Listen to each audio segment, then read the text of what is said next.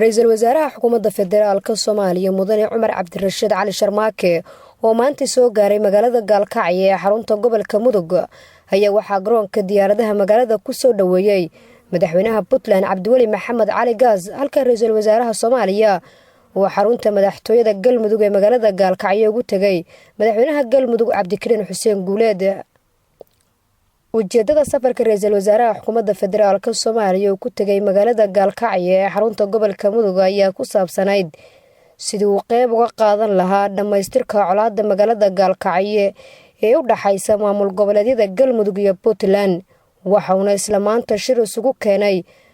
madaxda labada maamul goboleed. shirka oo ka dhacay garoonka diyaaradaha ee magaalada Gaalkacyo ayaa looga hadlayay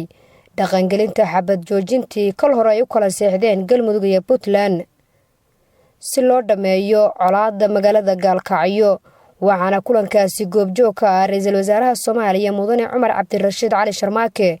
ergagaarka ee qaramada midoobay u qaabilsan arrimaha Soomaaliya safiirka cusub ee midowga Yurub xubno ka socday urur goboleedka IGAD iyo mas'uuliyiinka kala tirsan labada maamul goboleed ee Puntland iyo Galmudug. ra'iisul wasaaraha xukuumadda federaalka Soomaaliya mudane Cumar Cabdirashiid Cali Sharmaake ayaa warbaahinta u sheegay qodobada maanta ay ku heshiiyeen dowlad goboleedyada Puntland iyo Galmudug ee looga baahan yahay inay dhaqan geliyaan iyo guddiga dhinaca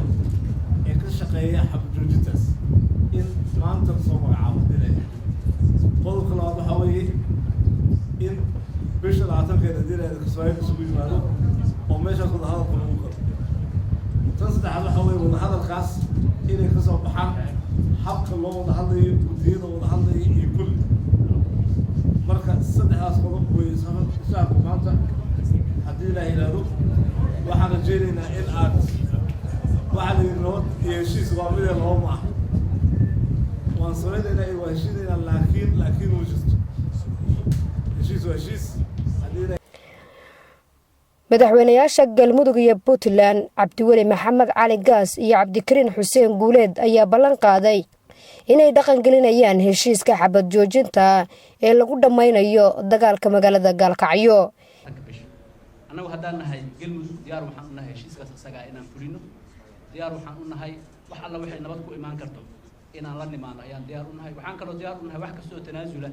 oo nabadda aan ugu tanaasuleyno inaan la nimaano diyaar u nahay waxaan marhaba in ay xusuusiyo labadii disheem Puntland waxay mar labaad cadeynaysaa inay diyaar u tahay inaan fulino qodobadii lagu heshiiyay ee abadabay bishana ku jirno kowdeedii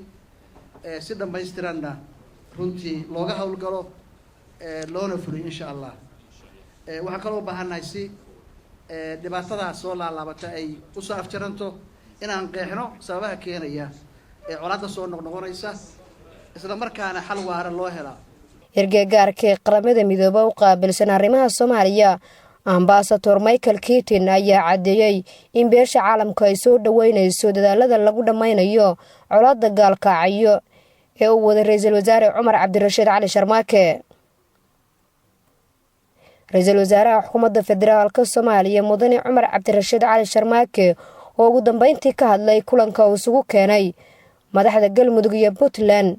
ayaa wax laga xumaado ku tilmaamay dagaalka magaalada Gaalkacyo ee u dhaxeeya dadka dariska iyo walaaltinimadu ka dhaxaysa ee wadadaga magaalada Gaalkacyo isla markaana aysan ahayn arrin la aqbali karo.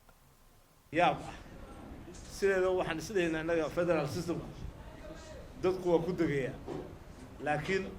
haddii federaalkii uu xabad iyo xoogaa dhib keenayo inaan ay xataa dib u fiirino way haddii la yiraahdo waxa loo baahan yahay meeshaan dadka kan heshiiskii December aan saxiixnay ayaan ku sheegnay saameynta ay ku leeyihiin dalkan xasiloonideeda iyo dadaalka loogu jiro in Soomaaliya lagu soo dawaalo nabad waarta marka runtii ayaan daraway waxa dhacay waa ka tacsiyeynaa dadkii ku dhintay dhan intii dhaawacantayna wixii dowladda federaal ahaan la qabanayna haddii la yiraahdo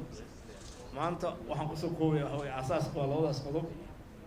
meeshaan ma jiro ciidan saddexaad oo aan qofna controlin oo meesha wax ka samayn kara ciidamada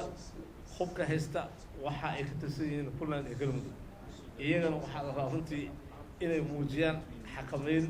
buuxda meeshaan xabadda maysa ka dhicin sideedoo state ama dowlad goboleed shacab ma aha Nasra Bashiir Cali TV-ga qaranka Soomaaliyeed